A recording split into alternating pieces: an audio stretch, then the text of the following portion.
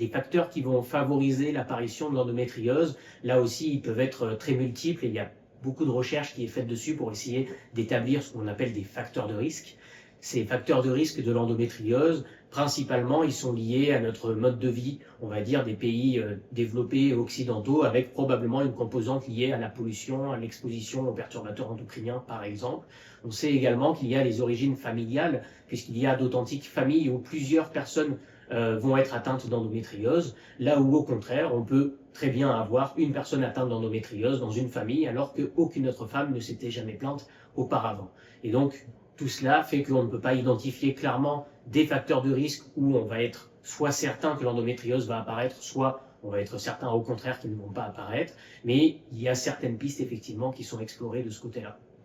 Pour ce qui est des facteurs protecteurs de l'endométriose, eh bien, dans la mesure où le traitement que l'on met en place le plus souvent dans l'endométriose, c'est des traitements hormonaux qui vont viser à réguler les cycles et donc essayer de diminuer d'une part les symptômes, mais on commence à avoir de plus en plus de résultats aussi, diminuer le risque d'aggravation des lésions ou de récidive lorsque une chirurgie par exemple a été réalisée, eh bien on aurait tendance à pouvoir se dire que le traitement hormonal va permettre d'éviter et va donc protéger en tout cas de l'aggravation des maladies.